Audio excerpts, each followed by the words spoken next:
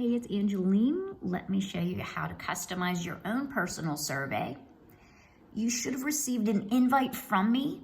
Once you click on that invite, it may take you to the forms landing page as you see here.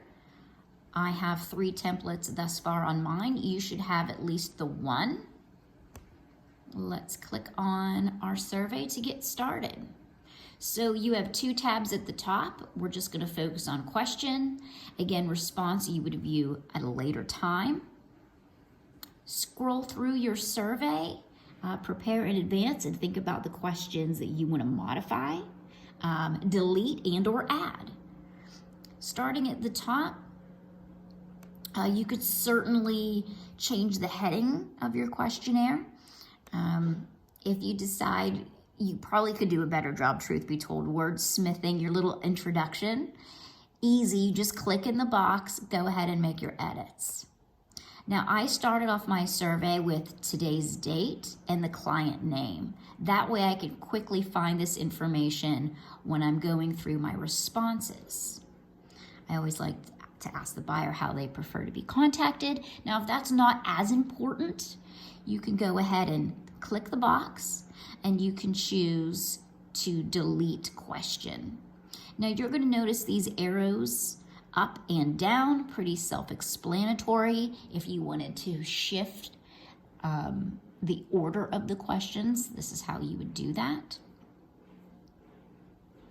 Now, for example, let's say you want to adjust one of these multiple choice answers. Again, just click the box. And if you feel one of these styles does not represent your market, for example, if you're building in Florida and it's near impossible that anyone would come into your studio and request rustic, go ahead and just move your mouse or your cursor over that line and your little delete can will immediately pop up. Simple, just go ahead and delete. If you want to add, you can see add option. And you can just, put in whatever style. Like say if I wanted to add fancy. Done. Now, of course, I'm going to delete that. When you are working in multiple choice, always make sure that your multiple answers are on. Otherwise, a buyer will only be able to choose from one option. Now, say you want to create, a whole new question, and you can add it at the bottom of the page, or if you want to introduce something in between a couple questions, again, highlight the box. Instead of add option to existing question, you're going to want to add new. And it's going to ask you, do you want to add a new choice, a text, or rating? Rating I'm not really getting into because we're not using this as a true survey.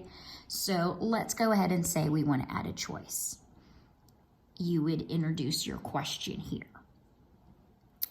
For example, what is your favorite lighting style? You could put then for your options, traditional, contemporary, same thing, rustic, onward, etc. And again, because this is a option for multiple choices, you want to make sure this box is highlighted. Okay, I'm going to delete that. So say you want to add another question that they have to provide their own answer, and maybe it's a little bit of a thorough and detailed option. So you add new, we're going to put text, and then anything that you want to ask them, question here. And then when they are prompted to enter their answer, notice you have a choice here. We want to make sure it's required, but let's go ahead and allow them for a long answer. I have a few questions like this existing on the survey. Sometimes it's one sentence and I've had them come back or someone's writing a paragraph. So we just want to make sure we provide them enough room. For example, what are your least favorite colors? Usually this is red and orange. However, I've had some people dive into detail in regards to not just the color, but the saturation of the color. So they needed a little more space. So I always want to make sure anytime I have a question that the long answer is included. So that's it. I'm going to scroll here just real quick to the bottom. I have 24 questions. You can add and delete as needed. But keep me posted with your surveys. I'd love to see a copy. And if you have any ideas on how to improve my existing template, I'm all about sharing best practices. So please let me know. Thanks, guys.